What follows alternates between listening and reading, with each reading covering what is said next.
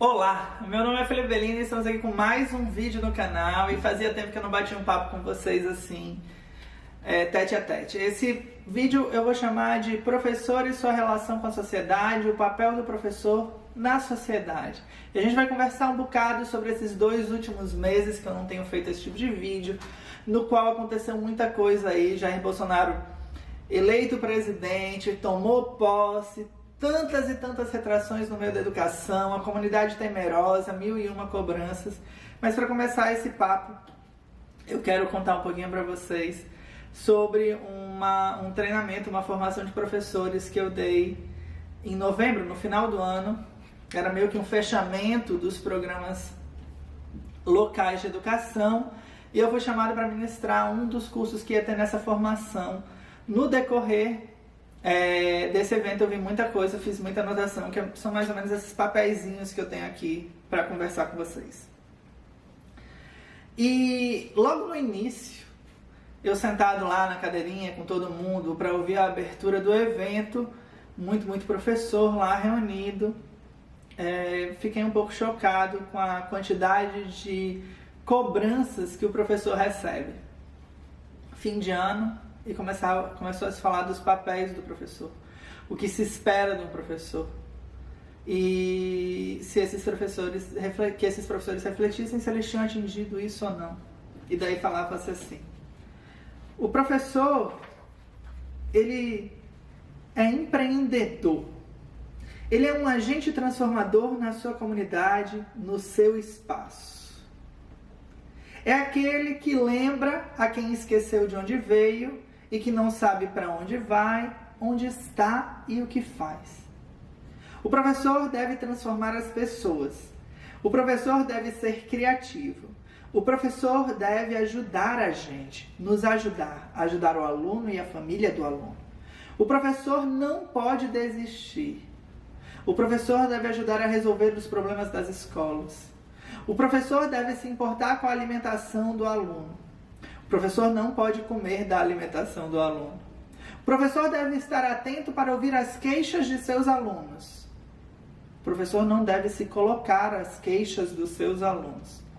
Parece brincadeira, mas nessa formação tinha muita gente das escolas integrais e eles descreveram um evento interessante, onde os alunos da escola vinham a uma reunião pedagógica e eles comunicavam com os professores todos impostos, mas que não poderiam se comunicar, tudo que eles estavam infelizes das escolas. E os professores deveriam só ouvir.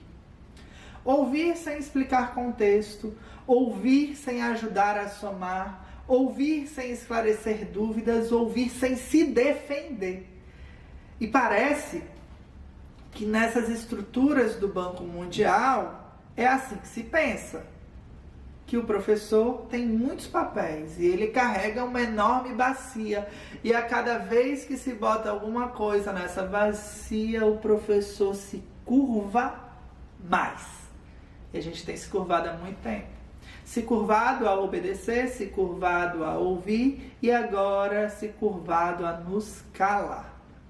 É muito complicado quando a gente pensa que realmente a gente está, e esse momento atual, onde a gente tem um conjunto de ministros, um ministro para o MEC que demorou muito para aparecer, um conjunto de secretarias, de pessoas que vão e voltam, que comentam o que querem, um presidente que alavanca e fortalece a ideia de gravar professor, perseguir professor sem contextualização, uma ministra que nos diz e se empenha na educação domiciliar. Eu tenho meus pontos a favor e meus pontos contra, mas esquece que essa educação domiciliar funciona em famílias estruturadas e com recursos, mas que a nossa população cresce em miséria e que o professor nessas comunidades, de fato,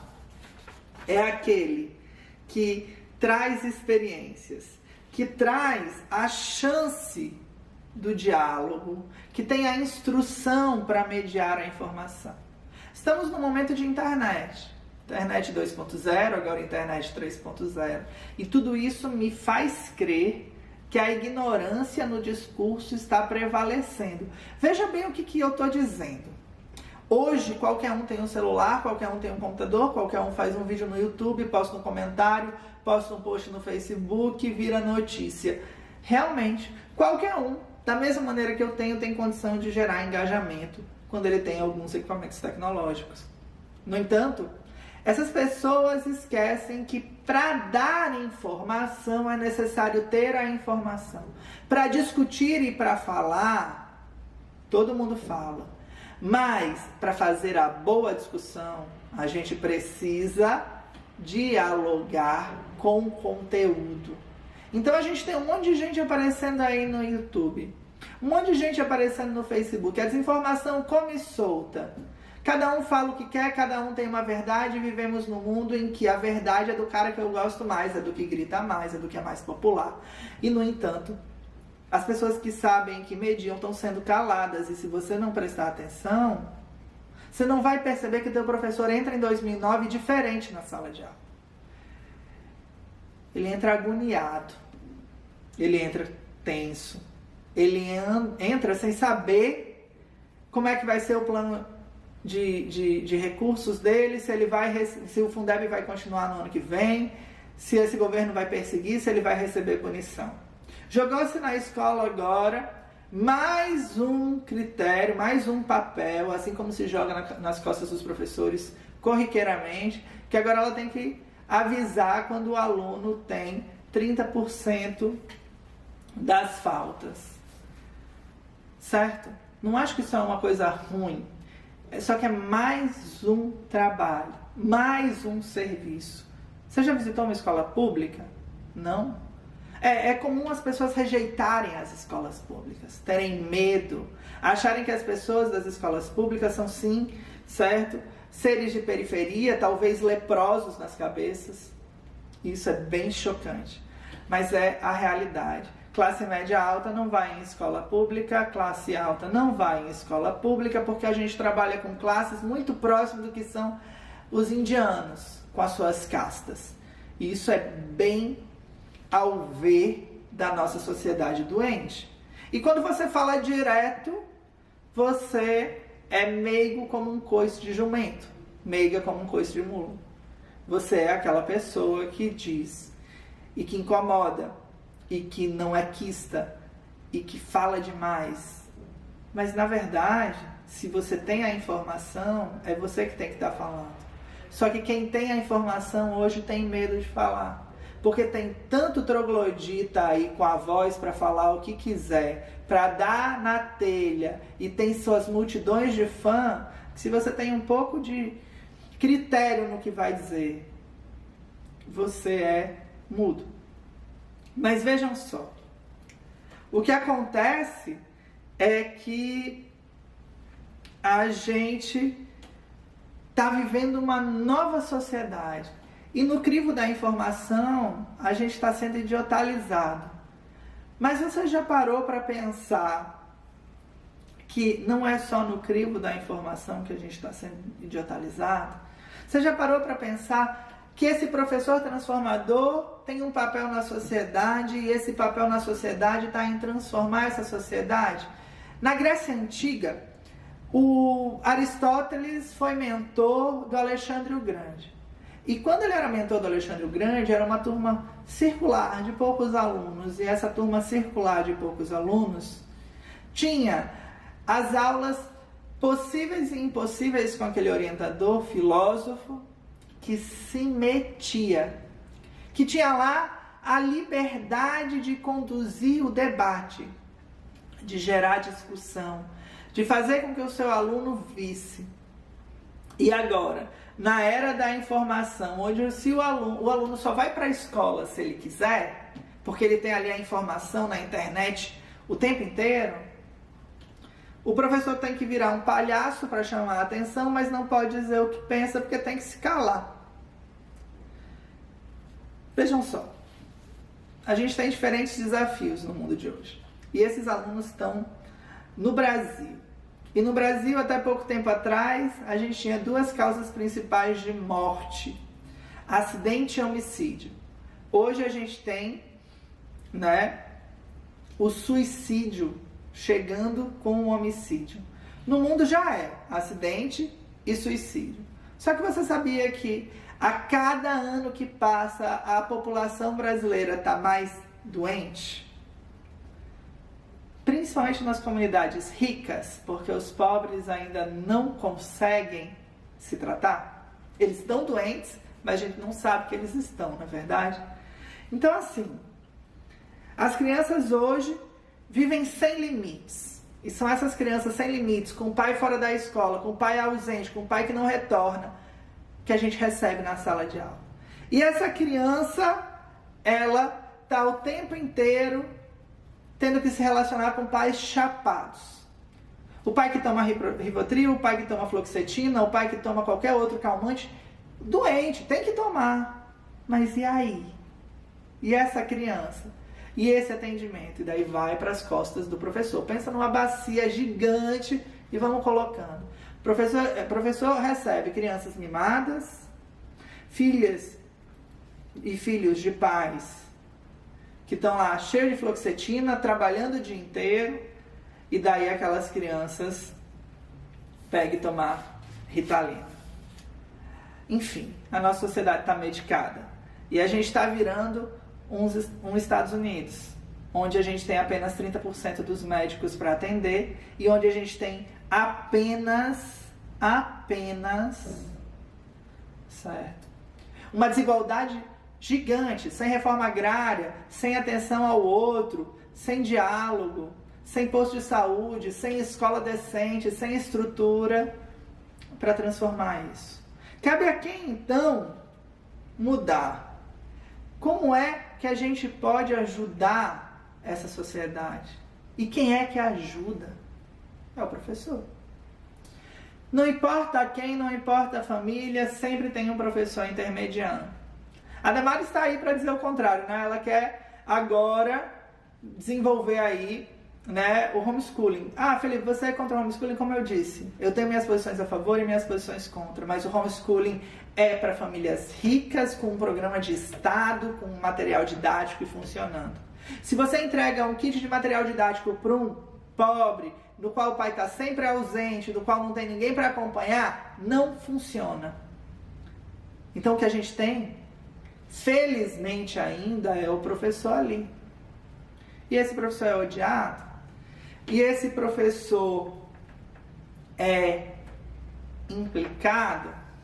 Veja que a gente passou então por transformações. A gente começou lá na realidade da informação, a gente falou um pouquinho de como está a nossa sociedade crescendo em níveis de suicídio, doente, diagnosticada, medicada, com pais ausentes.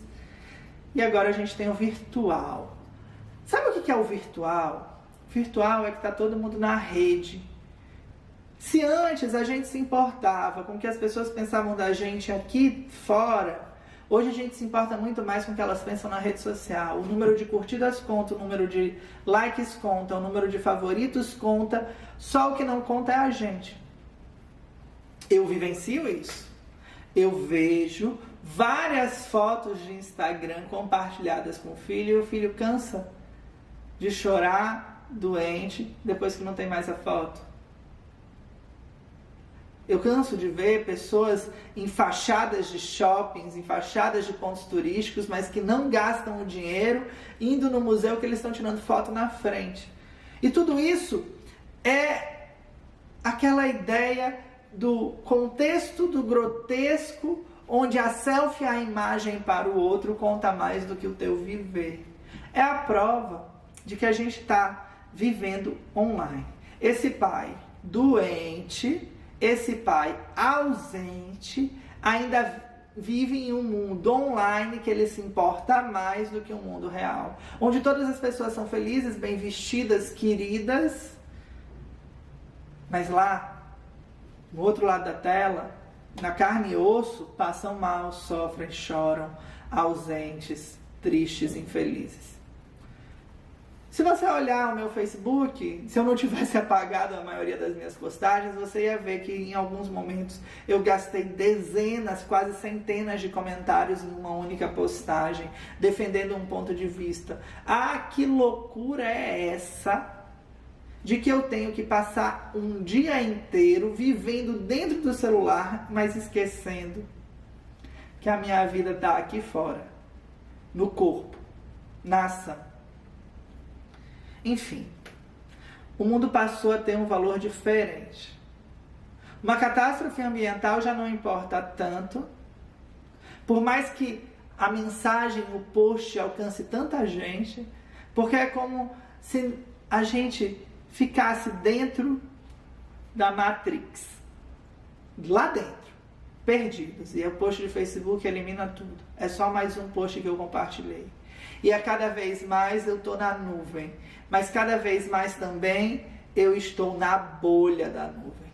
Na bolha que eu me comunico com quem eu quero. Mas na bolha também que eu não ouço a voz do diferente.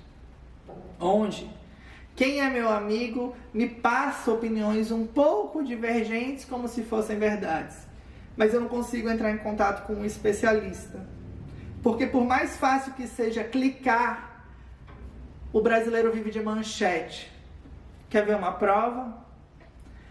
As manchetes são tão prova viva de que só elas alimentam, que jornais como o Estadão, como a Folha, como a Veja, revista no caso, que perdem e estão aí endividados, são os mais compartilhados do Facebook. Eles são tão compartilhados, mas na hora que passa a quinta matéria e ele pede para pagar, ninguém paga. E a gente vai para outra notícia, de uma fonte menos confiável, de um jornalista que não é pago. Mas é só por aí. É só você pensar que é tanto acidente por selfie, que as pessoas caem de muro, as pessoas quebram o braço, as pessoas escalam. Teve um russo uma vez que morreu, porque o ideal era tirar a foto de cima de um prédio. Escorregou. Ah, mas ele era idiota. Não. Ele era incrível. Ele era um super-homem. Veja a quantidade de curtidas que ele tem ainda depois de morto. Mas tá certo. Então a gente tem o universo social, o universo da informação e o universo da saúde. E o professor tá lá, olhando tudo aquilo e pensando, puta merda, como é que eu vou dar meu conteúdo? Como é que eu vou trabalhar com X, com Y, com K? Pô, eu tenho um aluno que vem da periferia, eu tenho outro aluno que vem lá, que é mais granfino, eu tenho um aluno que é de alguma minoria, eu tenho outro aluno que é radical. Mas agora eu vivo num momento em que o contexto de cada um é tão imbricado que eu não consigo ver, que eu não consigo tratar, porque cada um precisa de uma mensagem diferente. Só que eu sou só um lá no meio, tratando todo mundo. E daí ele fica, né? O professor fica como aquele que segura a bicicleta e fica rodando na corda bamba, e daí todo mundo é um malabare. E ele segura esses malabares, girando esses malabares, fazendo com que eles não caiam no precipício, porque se caírem no precipício já era. Mas se cair um, a carreira desse cara está destruída. Então assim, daí a gente começa a entender o que é o papel do professor na sociedade. O professor hoje, ele é mediador de muita coisa, mas ele é mediador da saúde. Ele é mediador de entender esse mundo maluco que a gente está vivendo, onde o nosso governo nos persegue, nos odeia, nos detesta, onde o professor é mal falado e um maluco na internet de bandana, outro maluco na internet gritando, outro maluco inventando lorota, são os reis e são aqueles que sabem tudo. E olha que eu realmente mencionei uma bandana, mas você pode pegar qualquer um. Tem tanta gente aí influente falando merda que a gente fica desesperado em tentar entender, será que tem alguém dentre essas pessoas que realmente valorize o papel do professor? E a gente vê que se tiver é bem raro, sabe? E é bem raro porque a gente tem tanta crueldade ali implicada, sabe? Que a vida está em risco. E no fim, eu acho que a maior política que tem que ser feita, a maior política que tem que ser tratada é a política de resgatar a vida, resgatar aquele, fazer com que aquele se mantenha. E resgatar a vida é fazer com que esse aluno venha para a escola, com que esse aluno se dê, com que esse aluno dialogue, com que esse aluno se transforme. Sim, mas é também chegar numa secretaria de educação e dizer: ei, em vez de você ficar enchendo o saco do professor, simplesmente vá resolver a tua escola, cacete. Vá resolver o muro da escola, o gesso da escola, colocar ar-condicionado na escola, ver o aluno que está faltando, vai lá na escola dele, vai lá na casa dele, vai perguntar para o pai por que ele está faltando. Explica por que esse pai não tem comida, por que esse pai não tem trabalho. Porque parece que eu estou falando uma coisa meio generalizada, mas não é não. Cadê as políticas públicas que sumiram? Cadê as campanhas da AIDS que não tem mais na TV? Cadê as campanhas por uso de preservativo? A gente tem que calar a boca. A gente não fala mais. A gente não explica, não diz, não condiz, não retoma. A gente só retrocede. E o professor tem esse papel. Ele é o principal agente, ao meu ver, de transformação, que lida com resgatar a vida das crianças. Porque se as nossas crianças não quiserem mais viver, fudeu. Se as nossas crianças que estão se suicidando e que lideram índices de suicídio, o Brasil está chegando lá. Eu lembro que quando eu morei no Reino Unido, eu participei de um call center que era para conversar com pessoas que estavam em crise existencial ou pensando em se suicidar. E elas ligavam. E no Brasil, até que existe um call center, hein? Mas a gente está começando a liderar os índices. E daí, a gente tem que entender que nesse mundo virtual, que a gente flerta o tempo inteiro, eu flerto também, essas crianças estão crescendo aí. E elas crescem num mundo em que elas são nativas, muitas vezes. Eu não falo da criança de periferia, que ainda não tem um instrumento, ou a internet, ou o recurso para pagar a internet, por mais que tenha intimidade com o celular e seus comandos. Mas eu falo daquela criança que tem o mínimo de tecnologia e que tem ali o acesso da informação. Como é que ela descobre a informação? Já parou para pensar que ela tem supercomputadores que eu só fui ter depois de adulto, que talvez você também? Já parou para pensar que essas crianças podem verificar a verdade das informações o tempo inteiro? O professor disse, ela vai lá, olha, ela mostra o professor e fala: e aí, professor, você está dizendo isso, mas aqui está diferente.